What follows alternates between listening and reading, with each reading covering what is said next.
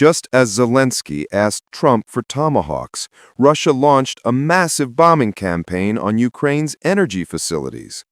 Trump also made it clear that Tomahawks would not be provided to Ukraine. Zelensky has been played by the U.S. and Russia again. According to Reuters, during the days of Zelensky's visit to the U.S., Russian forces launched intensive strikes on energy facilities supporting Ukrainian military-industrial enterprises, using over 300 drones and 37 missiles. The primary targets are those natural gas facilities and substations. After the strike, the Russian Ministry of Defense specifically made a statement. All established objectives were destroyed, and power outages occurred urgently in many areas of Ukraine, with even civilian electricity being affected, leaving the people suffering immensely. You should know that Zelensky has been talking about Tomahawk missiles since late September. Just after meeting Trump, he brought up this issue. The range of the Tomahawk missile can reach 1,600 to 2,500 kilometers, essentially covering most of western Russia. According to Zelensky himself, it may not necessarily be used. Merely possessing these weapons could force Putin to the negotiating table, but Trump simply refused to provide them to Ukraine. From early October to the present, Trump has been playing the game of Tai Chi, first saying he was almost ready to make a decision, then changing his tune to suggest they first figure out how you plan to use it. By the time we met on the 17th, although he still praised him on the surface, he then turned around and mentioned that the Tomahawk missiles were extremely powerful and dangerous, which might signal a significant escalation in the situation. Moreover, the U.S. itself needed them and was unwilling to abandon tools for defending its country. The message has been made clear. It won't be given. Moreover, even if the U.S. were to provide it, U.S. contractors would have to handle the operation. Ukraine doesn't even need training. America controls the aiming and firing. This isn't giving weapons to Ukraine. It's clearly America wanting to intervene directly. It's merely a guise under the banner of Ukraine.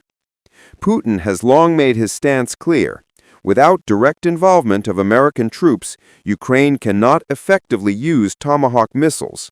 Such involvement signifies a new escalation phase in Russia-U.S. relations, which is why Trump hesitates to commit.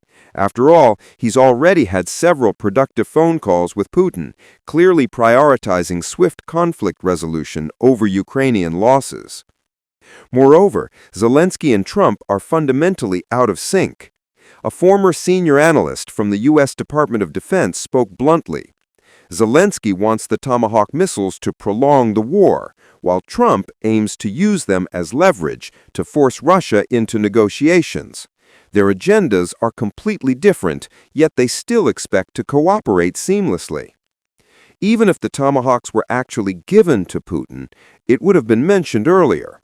Russia's air defense systems have already adapted to ATACM missiles and will certainly adjust to Tomahawks as well, without fundamentally altering the battlefield dynamics.